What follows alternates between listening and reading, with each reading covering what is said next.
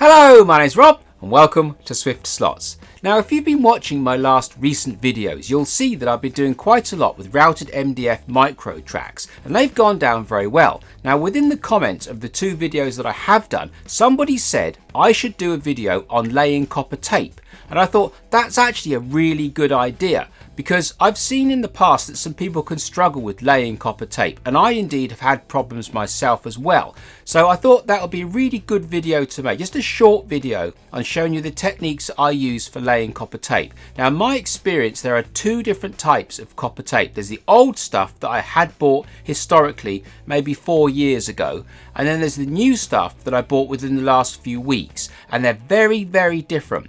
The old stuff that I did all of Crow Valley with and 2/3 of Rickard Valley with is significantly thicker than the stuff that I had to finish Rickard Valley with, was much, much thinner. So the thick stuff, you can kind of stretch it and maneuver it and get it around the place quite well, and the finish is actually very, very good, very easily if you got the technique to do it. And the new stuff is a complete nightmare.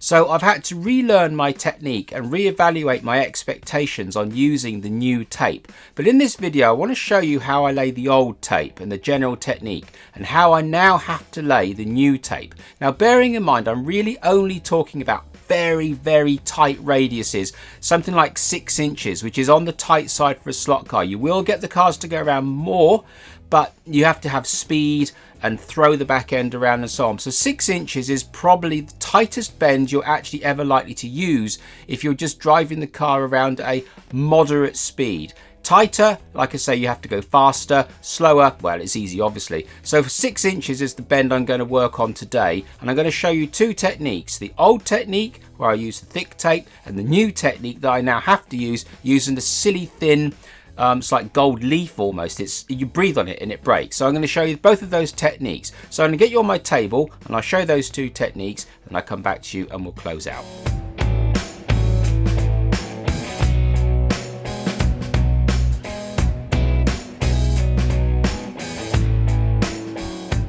Okay, so here are the two different tapes that I was talking about. This is the new tape. It's obviously very shiny because it's newer. My particular brand has a green inner lining, which is quite common on eBay at the moment. And the part number, if anybody is interested, is that number there. I don't know how relevant that is because there are so many sellers, it's hard to know. So this is the new stuff, very shiny, and there you are. And this is my old stuff. As you can see, it's quite a bit darker. Now, it was all available on eBay without any problems, so this is nothing special. I just got this on eBay about 4 years ago or so, and this is a piece of the tape here. Now, I pulled off a little bit of this tape here just to show you the difference in thickness. So if I put my vernier on that now and sort of go at an angle to catch as much as I can get, just gently snuck it up there. You can see that says 6/1000ths of an inch. Hopefully you'll see that. 6/1000ths of an inch. So it's got a little bit of body to this old tape. Now this is a piece of the new tape. As you can see, it's the white backing. It is the stuff. And this stuff here is significantly thinner. So remember, the last stuff was 6/1000ths of an inch. And this stuff here, if I go across at a similar angle to that one there, about, let's try and get him right. Hang on. Go about there. There. 2/1000ths of an inch, 2.5 thousandths of an inch. Let's be generous and call it 3. That's still 50% thinner on the new stuff than the old stuff. Now that presents us with a big problem with trying to wrap it around a track. Now if I just remove the old stuff for a moment there, and the new stuff for that matter, and my spoon. So this is a 6-inch circle. There we are, 6 inches. Now I've done it as a groove. So this is the inner here would be the tightest that you're likely to go, and the outer would be, again, the second tightest. So this is 6 inches. So this is a description of the old and new tape, these pieces of sellotape, to try and show you the paper, to try and show you how I actually lay this tape down. Now, it may be my age. I'm 54 now. Now, up till the last 5 years or so, I've had amazing eyesight, but I still find laying copper tape best using a magnifying head glass. This particular one is only 2 times magnification, but I find it very, very useful to watch what the tape is doing. Even with good eyesight, I still find it easier under magnification, and that's possibly part of the trick. Now, let's start with the old stuff first. So if this were a piece of copper tape, this is how I do it. I actually hold the tape. If I'm going to do the outside of this curve, I would hold the tape the closest to the groove, and I give myself approximately, let's come around here so you can kind of see, I give myself approximately 4 inches of excess tape that's ready to go and unbacked. So I don't really want to use this stuff if I can help it. So I'll peel off the back and I'll hold the tape in my hand back here with the excess paper coming off under my finger, and trapped in there as well. So I can, as I pull the tape back like that, because the backing is running through my finger here, as I come back down the tape, I'm actually peeling off the back as well. And by maintaining that action, what I'll do is I'll start, let's say I'll start here about 1 millimeter off the groove, and I'll have my finger here with the paper going through my bottom finger. So as I run back, I'm actually de-peeling the tape as I go. And what I'll do, so explaining that technique there, so what I'll do is I'll start, as I say, by the groove, and I pull the tape where the arrow is on this side, on the side that's closest to the groove. So I'm actually physically with 4 inches of exposed, or 100 mil of exposed tape, unbacked exposed tape. I'll keep that paper off, and I'll keep that under tension, and I'll hold the tape closest to the groove, and I'll run tension down this inside edge of the tape. And as I go around, going around like this, I'll actually pull the outer part of the tape. I'll stretch it. So that means the inside of the tape is nice and smooth and tight as I follow it around. And that's a natural kind of tension, if you like, within the tape as it's gluing down. And the outside will be stretched. And what I do is, you'll notice in some of my videos, I'll actually take that away a minute. I'll actually rock my finger like this, under magnification. Now what I'm doing is I'm studying very carefully where the edge of my tape is actually laying, and to solidify that tape, to make sure that that edge doesn't go over tensioned or under tensioned, my rocking action is gluing down the edge that I'm actually under tension, which is the arrow part, and the rocking action is sealing down the stretched side. So it's a rocking motion like that as I go.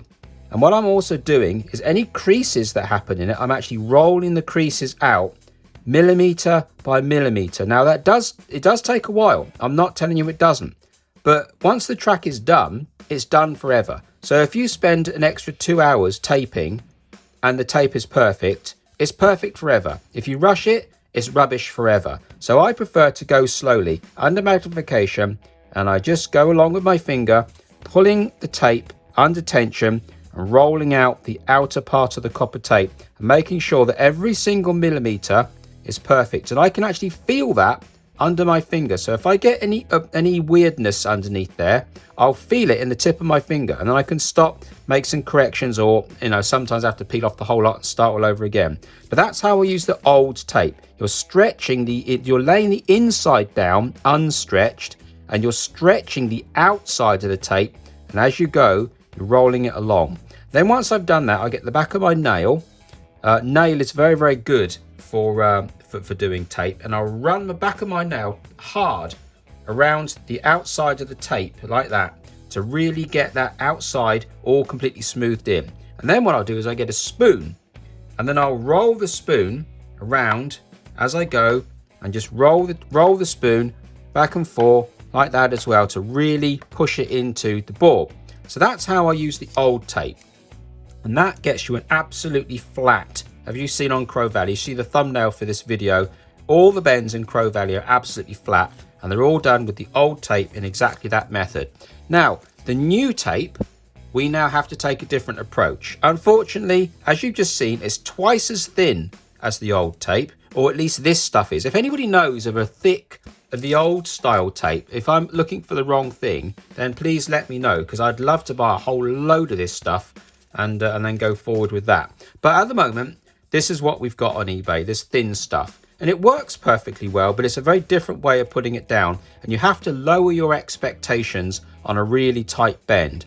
So with the new stuff, we have to do the polar opposite. Because it's the polar opposite thickness, we have to do the polar opposite procedure.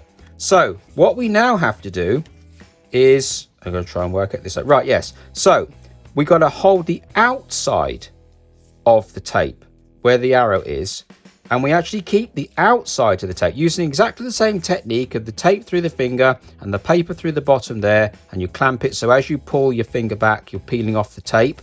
Again, keep about 4 inches. This is really quite important with the new stuff, to keep 4 inches ahead of yourself, because you need that 4 inches so that you can keep a nice forward tension on the copper tape. It's quite important. Without that 4 inches of forward tension, you're really going to struggle. More than that, and it tends to want to snap all the time. Shorter than that, you're going to get a real problem with trying to get the tape to lay up on the bend, I found personally. So again, finger on the outside of the tape on this time, not the inside. Remember, we're doing the outside of this curve. On the outside, and you keep standard tension on the outside, i.e.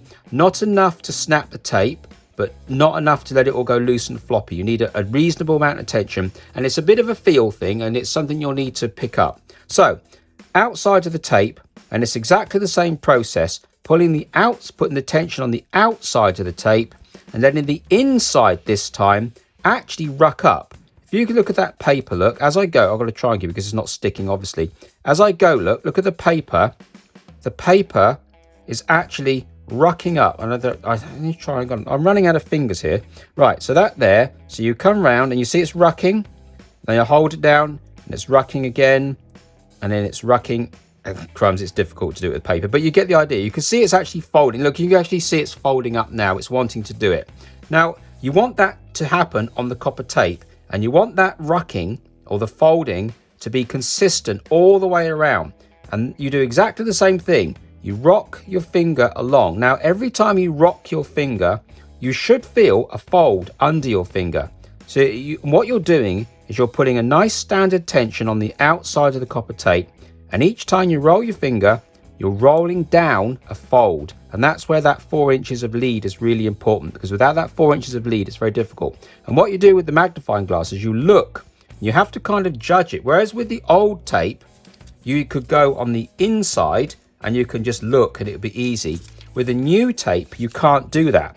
You have to make sure that the inside of the tape lands on that 1 millimeter space. And you've got to do that by judging the outside of it. So what you're doing is you're sort of getting the fold right, and you're rolling the fold down like that, and then you're getting the next one right, and then you're folding it down like that, and then the next one right, and you're folding it down like that, and you keep on going, and you have to kind of aim on the outside to make the inside of the tape land 1 millimeter away from the groove. It takes a little bit of practice, which is why I find it much easier to do it with magnification. So that's how I do it. So once it's all sort of rolled down and you have actually now got a whole series of creases on the inside of the tape, which is unfortunate, but you have to have creases on a tight bend with such thin tape. I'll then do exactly the same. I'll then roll my nail over the tape to press it down, and that, to be honest, takes out most of the crinkles. It doesn't make it perfect, but it makes it pretty acceptable. And then again, I'll go over with the spoon, and the spoon then really finishes it off. Again, sometimes if you get it right, you can get it looking relatively crinkle less, but you are going to get some crinkles with the new tape if you want to go around in a really clean swoop in one go. And again, you just sort of go around with your spoon, and then you push it all down and roll it all in. So with the logic explained, I'll do it for you on this particular board. So watch me get it completely wrong, and trust me, it's not that easy to do straight off the bat, but I will try to do it now, but I can't get as close as I normally get. So I'm going to use my headband, but it's not going to be that easy for me to do, but I will try to do it for you. So here we go.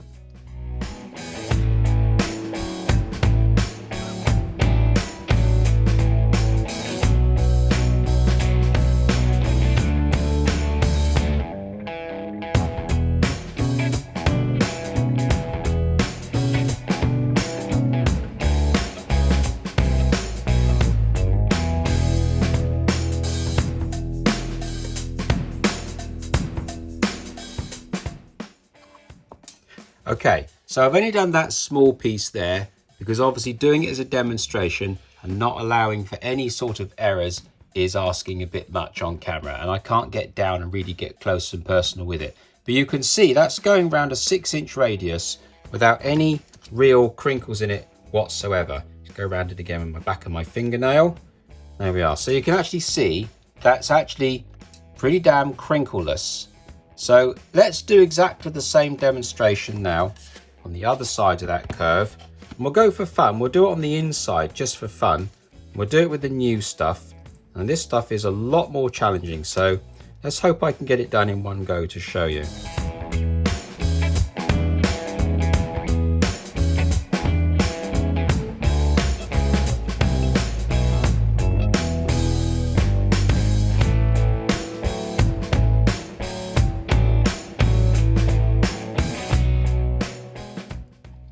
Leave it there for a second.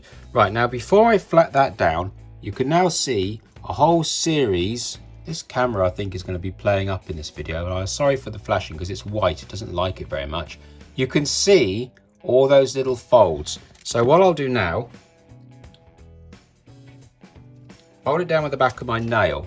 Now you can see that's taken out quite a lot, hopefully. Let's come the other way now.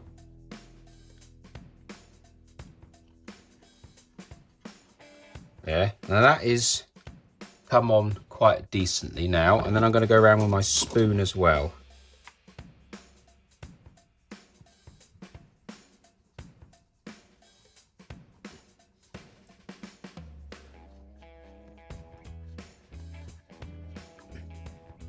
So there we are. So hopefully that's come out on camera. Now that's going around the inside of a 6-inch bend, so that's tighter than a 6-inch diameter bend. That's the tightest that you'd feasibly have. And hopefully it's coming out on camera. It is actually quite flat. Now obviously this is just a quick demonstration, and it's very difficult for me to do it on a demonstration because I need to be right down at ground level looking at that curve and making sure that every single bit of it is going exactly the way that I want. As you watch my videos of making Ricard Valley and the other tracks as well, you'll see that I'm right down on the ground level with my cheek about 2 inches off the table, watching that curve as I go. But obviously this is a quick demonstration just to give you the idea. So that is basically how I lay down this new thin tape. I have to have a little bit of a crease on the inside, but as you just showed you, you can get that crease to flatten right out. Or if you're really lucky, you've got some of the old stuff still, and then you can have it like this where there's absolutely nothing and it's lovely and dead flat. So that is how I put the new tape down as opposed to the old tape, using the pull technique on different sides of the tape, just like that. So there we are. I hope that's answered any questions that you may have had about laying copper tape, and especially the really tricky thin modern stuff. So if you found this information useful, maybe you'll subscribe, and if you could hit the little bell button, that would be awesome. So until the next time, thank you very much.